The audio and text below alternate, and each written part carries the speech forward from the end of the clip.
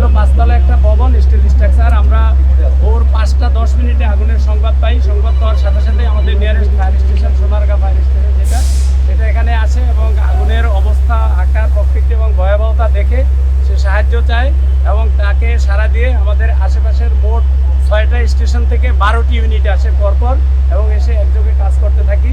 তো আমাদের সাথে মেঘনা গ্রুপের যে ফায়ার ফাইটিং টিম তারাও আমাদের সাথে কাজ করেছেন এবং আমরা সবাই মিলে কাজ করে আমরা আগুনকে মোটামুটি এখন আমাদের নিয়ন্ত্রণে আছে। আগুনটাকে আমরা নিয়ন্ত্রণে নিয়ে এসেছি।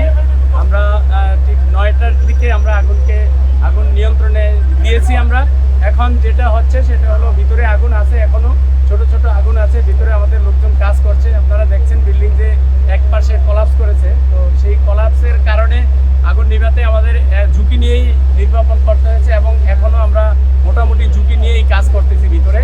তো ভিতরে আর খুব বড় কোনো ফ্লেম বা বড় আগুন নাই, ছোট ছোট আগুন আছে, এগুলো আমরা নির্বাপন করতেছি।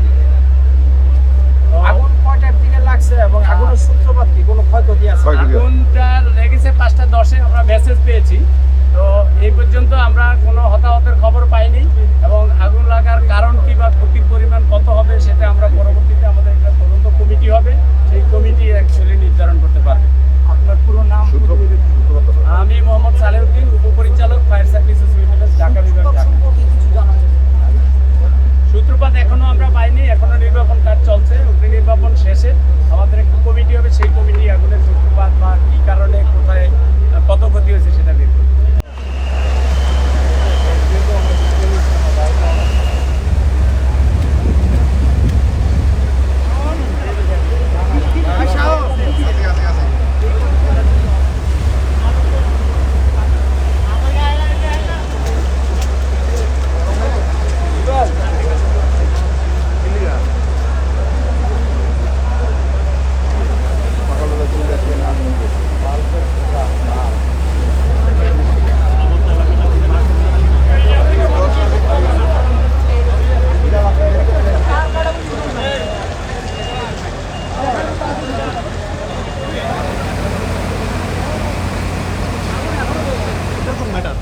আমাদের কাছে ভিডিও ফুটেজ আছে।